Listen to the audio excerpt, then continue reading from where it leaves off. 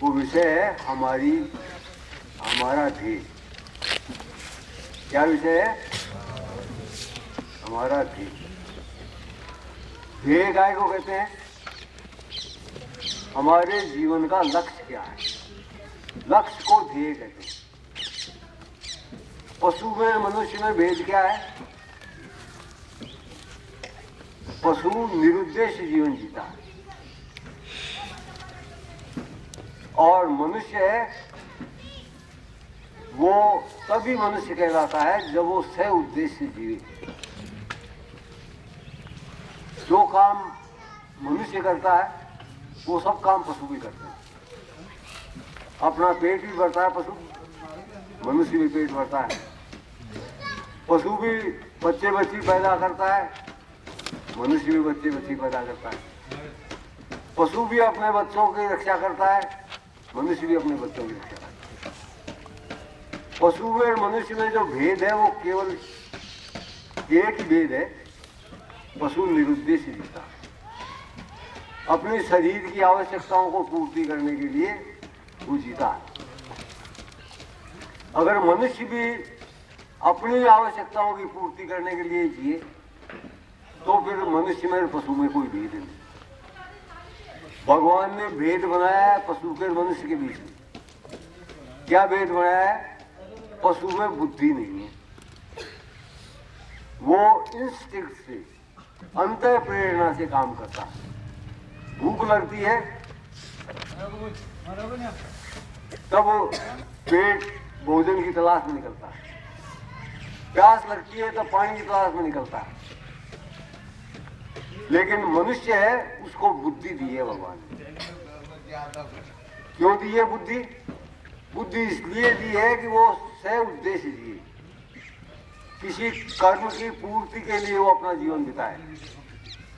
अगर हम निरुद्देश्य जीते हैं अगर पशुओं की तरह, तो फिर हमारे में पशु में कोई फर्क नहीं। और आज सारी की सारी मानवता निरुद्देश्य जी रही है, अपनी आवश्यकताओं की पूर्ति के लिए जी रही है। उनके जीवन के अंदर कोई लक्ष्य नहीं है, किस लक्ष्य के लिए वो जी रहे हैं। तो सबसे पहली आवश्यकता ये है कि हम मनुष्य बने, हम किसी उद्देश्य को लेके जिए। तब प्रश्न उठता है, आज लोग संस्थाएं बनाते हैं, कहते हैं विधान बनाओ, ये तय करो कि हमारे जीवन का लक्ष्य क्या होगा, हमारी संस्था का लक्ष्य क्या होगा। लेकिन जब हम बुद्धि से इस बात पर विचार करते हैं तो ये बात मूर्खतापूर्ण नजर आती है। उद्देश्य किसी चीज का निश्चित नहीं किया जाता, चाहे भगवान की प्रकृति की बनाई हुई कोई वस्तु हो, चाहे मनुष्य की बनाई हुई वस्तु। किसी भी वस्तु का निर्माण ही तब होता है जब उसके निर्माण से पहले उसका उद्देश्य तय हो जाता है। बिना उद्देश्य तय हुए किसी वस्तु का निर्माण ही नहीं हो सकता। जैसे एक कुम्हार है जो घड़ा बनाता है,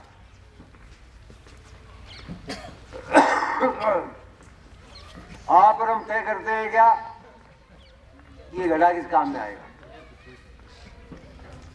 उसके निर्माण से पहले ही उसका उद्देश्य तय हो चुका है कि इसके अंदर पानी भरा जाएगा, ये पानी को ठंडा करेगा और उस घड़े का मालिक उस पानी घड़े को कब तक संभाल के रखेगा, जब तक वो पानी को ठंडा करता है।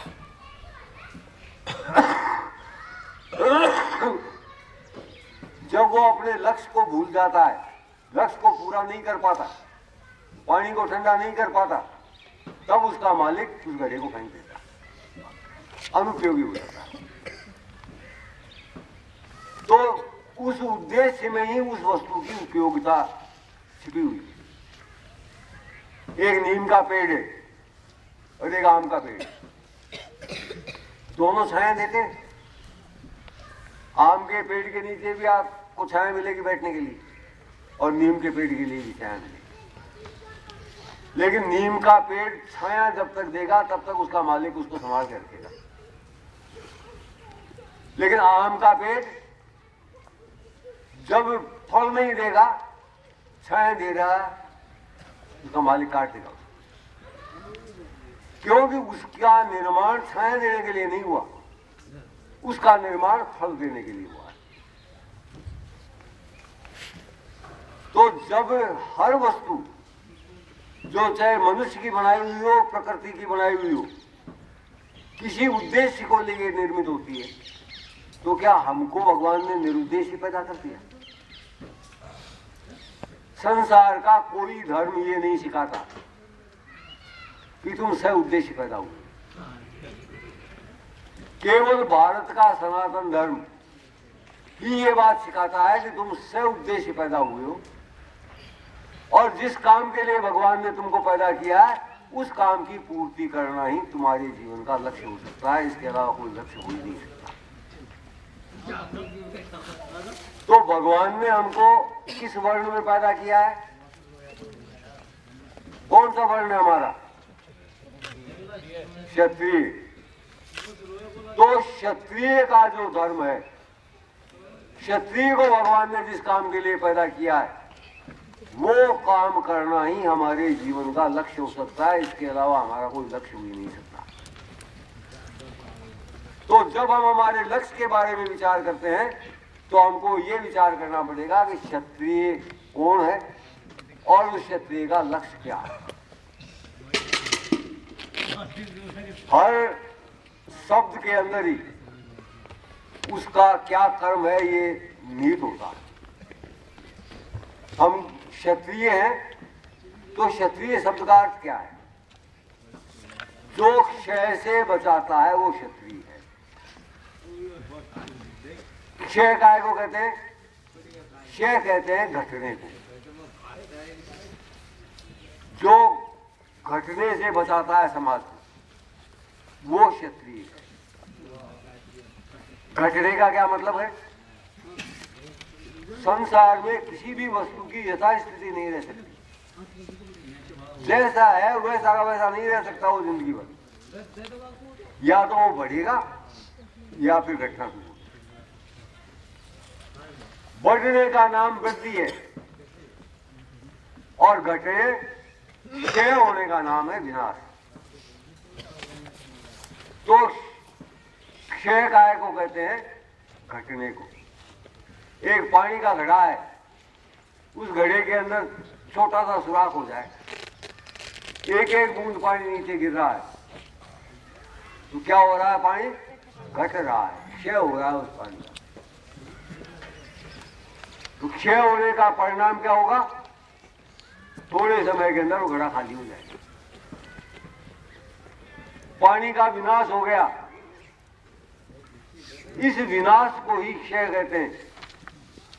तो समाज को विनाश से बचाना ये क्षत्रिय का धर्म है, यही शास्त्र धर्म है, यही हमारे जीवन का लक्ष्य हो सकता है। इसके अलावा कोई लक्ष्य हमारे जीवन का हो नहीं सकता। तब प्रश्न ये उठता है कि किसको क्षय से बचाना है और किसकी वृद्धि करनी है। कृष्ण भगवान ने गीता में कहा है, मैं इस संसार में काय के लिए आता हूं? परित्राणाय साधूनाम विनाशाय च दुष्कृताम। साधुओं की रक्षा करने के लिए और दुष्कर्म करने वालों के लिए, बुरे काम करने वालों को, खोटे कर्म करने वालों का विनाश करने के लिए। ये है शास्त्र धर्म, ये है हमारे जीवन का लक्ष्य। अच्छे लोगों की हम रक्षा करें और बुरे लोगों का विनाश करें। अच्छी प्रवृत्तियों का विकास करें, बुरी प्रकृतियों का नाश करें। अच्छा कौन है और बुरा कौन है, तब प्रश्न उठता है। कृष्ण भगवान कहते हैं अच्छा कौन है? परित्राणाय साधूनाम। मैं साधुओं की रक्षा करने के लिए पैदा होता हूं। साधु का मतलब ये भेकदारी साधु नहीं है। साधु का मतलब है सज्जन पुरुष, अच्छा आदमी, अमृत समाज। अमृत को हम पीते हैं तो अमर हो जाते हैं, और विष को पिएंगे तब क्या होगा? नाश हो जाएगा। समाज है वो साधु समाज है। वो समाज कैसा होता है? जिसके पास बैठने से हम अमर होते हैं। वो समाज अच्छा समाज है, वो समाज साधु समाज है। और जिस समाज के पास बैठने से हम बुरे हो जाए, हमारा नाश हो जाए, वो समाज विष समाज है। इस विष समाज का नाश करना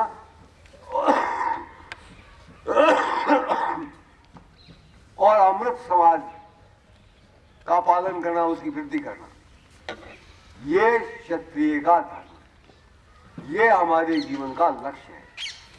इस लक्ष्य की पूर्ति के लिए हमको जीवित रहना है।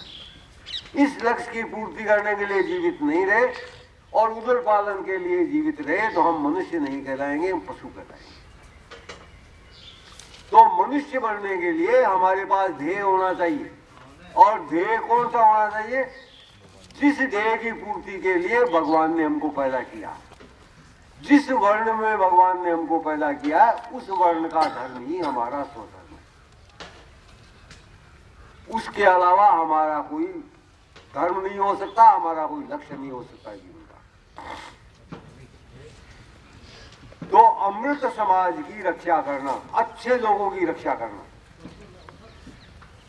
अच्छे लोगों के पास बैठने से ही हम अच्छे आदमी बन सकते हैं।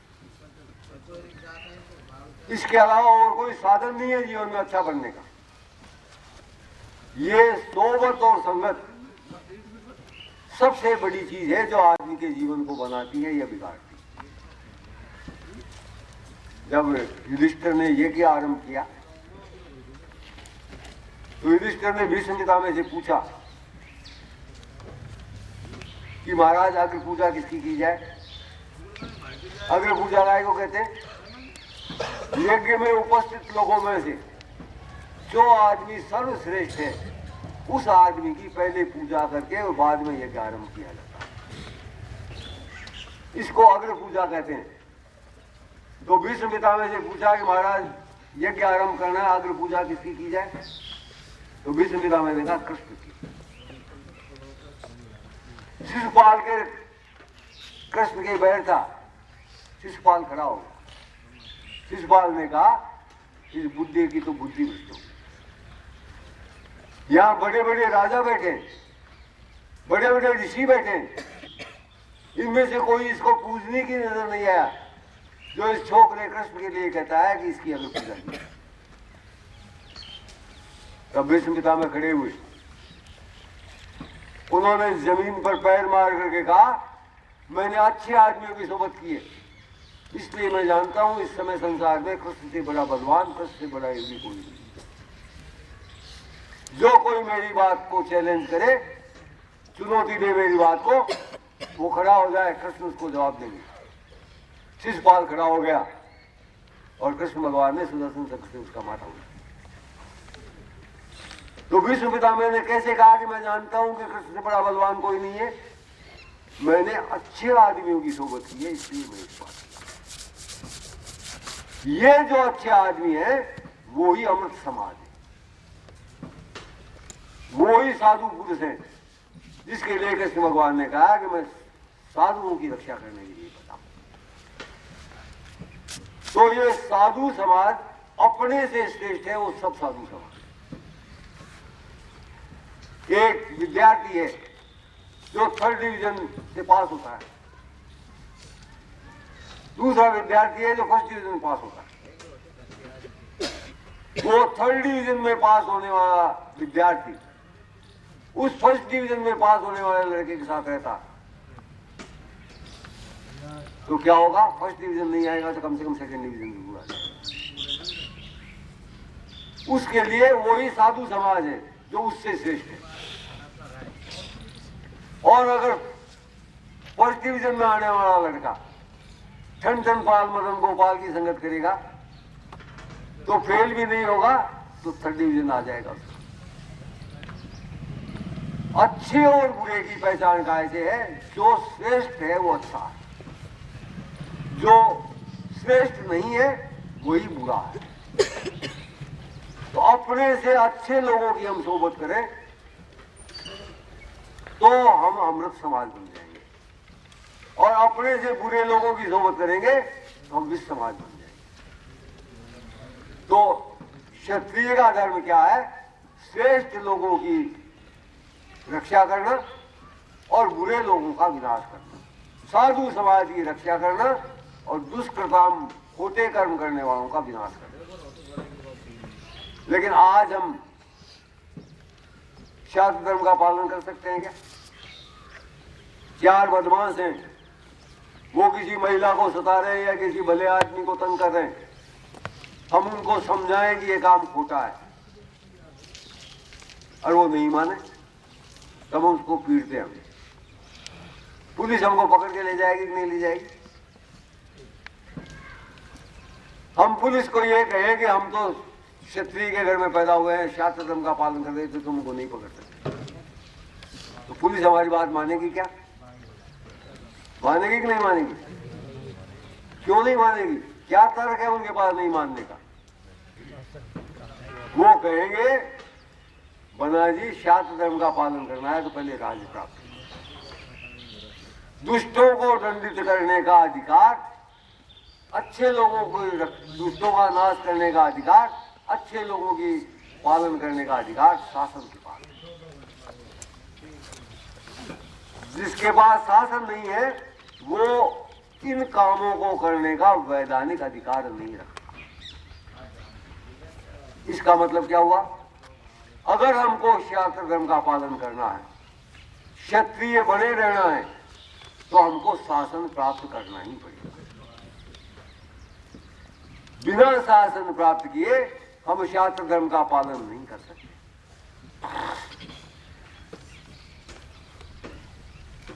लेकिन अकेला शासन प्राप्त करने से शास्त्र धर्म का पालन हो जाएगा क्या?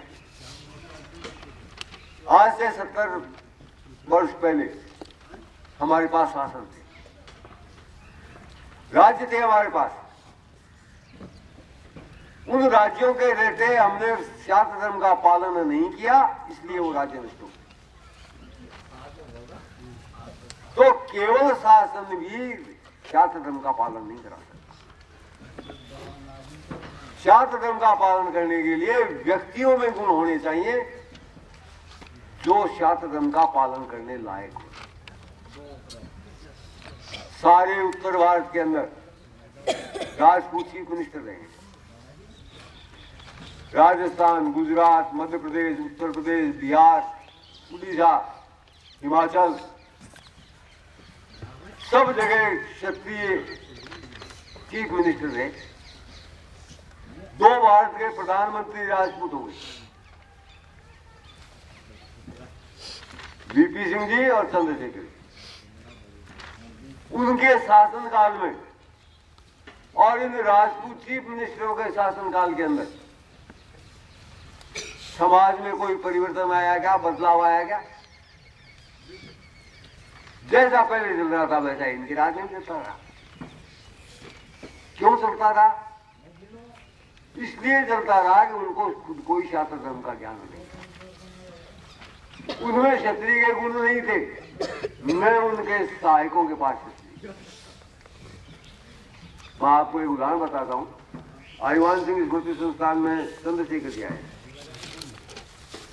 चंद्रशेखर जी ने कहा कि जब मैं प्रधानमंत्री बना तो मैंने मेरे मंत्रिमंडल के सहयोगियों से पूछा कि अपन ये कहते आ रहे हैं वर्षों से कि शिक्षा में जब तक सुधार नहीं होगा तब तक देश नहीं सुधरेगा। शिक्षा में आमूल चूल परिवर्तन होना चाहिए। मैंने कहा अब अपने पास राज आ गया, बोलो शिक्षा में क्या आमूल चूल परिवर्तन किया जाए। तो चंद्रशेखर जी ने कहा, मेरे मंत्रिमंडल के सहयोगियों ने कहा, हम भी इतना ही जानते हैं कि आमूल चूल परिवर्तन होना चाहिए। हम भी नहीं जानते कि क्या परिवर्तन होना चाहिए। अब बताइए परिवर्तन कैसे होगा जब हम हमारे कर्तव्य को ही नहीं जानते?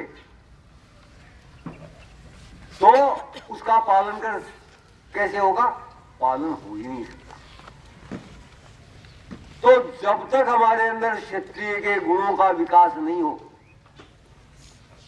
तब तक शास्त्र धर्म का पालन नहीं हो।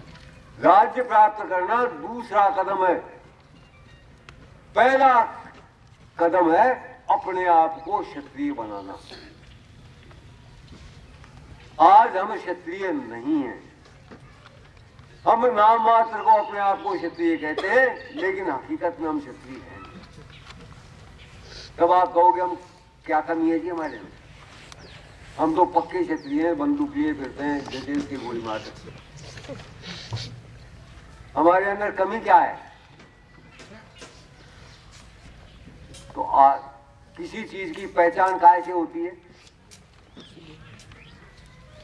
हर चीज की पहचान होती है उसके गुणों से। दो आपके पास सफेद पाउडर की डेरियां रखी है, मैं कहूं कि इसके अंदर एक डेरी के अंदर चीनी है और दूसरे में नमक है। आप बताओ इसमें से नमक कौन सा है, चीनी कौन सी है? तो आप कैसे पहचान करोगे कि इसमें नमक कौन सा है, चीनी कौन सी है? चख करके। चीनी कैसी लगेगी? मीठी। और नमक कैसा लगेगा? खारा। अगर उसमें खराश नहीं है और मैं कहूं कि नमक है तो आप मान लोगे क्या? और मिठास नहीं है और मैं कहूं ये चीनी है तो आप मान लोगे क्या? तो हर वस्तु की पहचान उसके गुणों से होती है। राम और कृष्ण दोनों ब्रह्म थे। वो गर्भ से पैदा नहीं हुए दोनों। उन्होंने रचना की अपने शरीर, लेकिन रचना कर शरीर की हो ही नहीं सकती थी। बिना गुण के किसी वस्तु का निर्माण नहीं हो सकता। किसी चीज का निर्माण तभी हो सकता है जब उसके अंदर गुण हो। तब उनको अपने आप के लिए गुण निर्धारित करने पड़े। पहले राम जी ने किसके गुण धारण किए? नारायण। और कृष्ण ने किसके गुण धारण किए? सदाशिव। ये गुण उन्होंने धारण किए, तब उनका उस शरीर की रचना हुई। बिना गुणों के पहचान ही नहीं हो सकती, निर्माण ही नहीं हो सकता। तो हम क्षत्रिय हैं ये कहते हैं, लेकिन आज हम इस बात का तलाश करेंगे कि आज हम वाकई क्षत्रिय हैं क्या? कैसे पहचानो इसकी? गुणों के आधार पर। कृष्ण भगवान ने गीता के अंदर क्षत्रिय के गुण बताए। कितने गुण बताए हैं? 7। जिसमें पहला क्षत्रिय का गुण बताया है शौर्य। क्षत्रिय का पहला गुण क्या है? शौर्य। शौर्य काय को कहते हैं? सूर्य किसको कहते हैं? मास्टर जी स्कूल में पढ़ाएंगे सूरबानी वीर। और वीर किसको कहते हैं? तो कहेंगे सूर्य। ये तेरा घर कहाँ है? पीपले के सामने। और पीपला कहाँ है? घर के सामने। अब ये पता नहीं चला कि पीपला कहाँ है, घर कहाँ है। ये पढ़ाई आजकल पढ़ाई जाती है। तो सूर्य काय को कहते हैं? सूर्य के गुण को सूर्य कहते हैं। और सूर्य किसको कहते हैं? सूर्य उसको कहते हैं जो मरने मारने की अभिलाषा रखता है।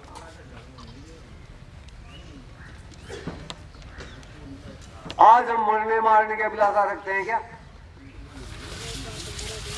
हम फौज में भर्ती हो जाए, पुलिस में भर्ती हो जाए, पैसे के लिए हम मरने के लिए तैयार हैं। लेकिन शास्त्र धर्म का पालन करने के लिए आज एक भी आदमी मरने के लिए तैयार है। फिर हम कैसे क्षत्रिय हैं? क्यों नहीं है आज मरने के लिए तैयार? और पहले लोग कैसे मरते थे? उनके अंदर सूर्य का गुण था, सूर्य थे, वो सूर्य थे। मरने मारने की, अपने स्वधर्म का पालन करने के लिए मरने मारने की अभिलाषा। आज हमारे अंदर वो अभिलाषा नहीं है। वो नहीं है तो क्या करें? कोई चीज हमारे पास नहीं है, पिताजी धन छोड़ करके नहीं मरे तो हम क्या करेंगे? भीख मांगेंगे या कमाएंगे? भला आदमी होगा वो तो कमाएगा, और जो भला आदमी नहीं है उसकी अपन बात ही क्यों करें? जो चीज नहीं है हमारे पास उसको कमानी पड़ेगी। तो शौर्य गुण आज हमारे पास नहीं है, सूरापन हमारे पास नहीं है, तो इसको कमाना पड़ेगा। कैसे कमाएंगे? अभी आपने एक सेकंड बोला, अभी भी क्षत्रिय तुम उठते नहीं, फिर आखिर उठ के करोगे क्या? वीरों का जीना जीते नहीं, बकरों की मौत मरोगे। ये गायन आपने सुना, बोला, तब आपके अंदर कुछ उत्साह पैदा हुआ क्या? ये उत्साह ही वीरता का स्थायी भाव है। वीर रस की कविता वो कहलाती है जिसको बोलने से, सुनने से उत्साह मन के लगेगा। और सूर वो है जो हमेशा उत्साह में जीता है। निराशा जिसके पास नहीं आती वो व्यक्ति सूर है। नेपोलियन बोनापार्ट सिपाही भर्ती वाला पूछे, सिपाही से प्रधान सेनापति बना और सम्राट बना। क्या गुण था उसमें ऐसा? आंख खुलने के बाद 1 मिनट भी चारपाई पर रुकता नहीं, आंख खुली उठ करके काम में लगे। हम आंख खुलने के बाद कितनी देर चारपाई पर पड़े रहते? 8 बजे सो के उठे, फिर भी कहते हैं क्षत्रिय एकदम पक्के हैं। उत्साह हमारे जीवन में नहीं है। जापान और भारत साथ साथ आजाद हुए थे 1947। भारत आजाद हुआ तब अंग्रेज यहाँ की हर चीज को सुरक्षित छोड़ के गया था, किसी चीज को नष्ट नहीं किया उसने। हमारे हवाई अड्डे, हमारी रेलवे ट्रैक, हमारी सड़कें, हमारे कल कारखाने, किसी चीज को बिना हानि पहुंचाए अंग्रेज छोड़ करके यहाँ से गया था। और जापान पर एटम बम गिरे थे। दूसरा विश्व युद्ध उसने अपने सीने पर लगा था। नागासाकी और हिरोशिमा पर एटम बम गिरे थे, जहां के लोग अब तक बीमारियों को भोग रहे थे। जमीनें उत्पादन करने लायक नहीं रही थी। वो जापान कितना बड़ा देश है? अपने राजस्थान से थोड़ा सा बड़ा। भारत के अंदर कम से कम 15-20 जापान बन सकते हैं। वो जापान आज करोड़ों रुपए तो भारत को दान में देता, अरबों रुपए का ऋण देता, और हमारे नेता क्या कर रहे हैं? दुनिया भर में झोली पसारते फिरते हैं, हमारे बच्चे भूखे मरते हैं, हमको दान दो, हमको कर्जा दो, और फिर अपनी पैठ दिखाते हैं, देखो हमारी पैठ दुनिया के अंदर। हमको विश्व बैंक से इतने अरब डॉलर का ऋण मिल गया, इतना हमको अनुदान मिल गया। ये अंतर क्यों हुआ? भारत दरिद्री कैसे बन गया? भारत आजाद हुआ उससे पहले हमारे देश के नेता भाषण देते थे, ये भारत सोने की चिड़िया है, अंग्रेज इसको लूट के ले जाता। अरे अंग्रेज को तो गए 70 वर्ष हो गए, अब भी वो सोने की चिड़िया कहां गई? वो सोने की चिड़िया अब भी तुम भीख मांगते फिर रहे हो। क्यों मांगते फिर रहे हैं? और जापान क्यों दातार बन गया? इसलिए बन गया, जापान के नेताओं ने वहां की जनता को सिखाया उद्यम कर, तुम परिश्रमी बनो, तुम ईमानदार बनो, ईमानदारी में, परिश्रम में ही सफलता है। और हमारे नेताओं ने हमको क्या कहा? हमारे नेताओं ने कहा मेहनत करने की जरूरत नहीं है, ईमानदारी की भी जरूरत नहीं है। तुम भीख मांगो, हम तुमको भीख देंगे, हम तुमको आरक्षण देंगे, हम तुमको अनुदान देंगे, हम तुमको कर्ज देंगे। और हम कहां से लाएंगे? हम दुनिया से भीख मांग कर खिलाएंगे और तुमको खिलाएंगे। मंगता आगे मंगतो मांगे, मंगता की अकल गुम। ये भीख का दाना खिलाया। राजस्थान का मुख्यमंत्री सबसे ज्यादा टाइम का रहा मोहनलाल सुखाड़िया, और उदयपुर डिवीजन के अंदर और उदयपुर जिले के अंदर उसने बेहद पैसा खर्च किया, फोकट का पैसा, अनुदान के अंदर, ऋणों के अंदर, रिजर्वेशन के अंदर। और आज राजस्थान का सबसे ज्यादा बैकवर्ड जिला है तो उदयपुर डिवीजन है। उदयपुर फोकट का खाने से किसी का कल्याण नहीं हो सकता। कल्याण होगा परिश्रम करने से, कल्याण होगा ईमानदारी से।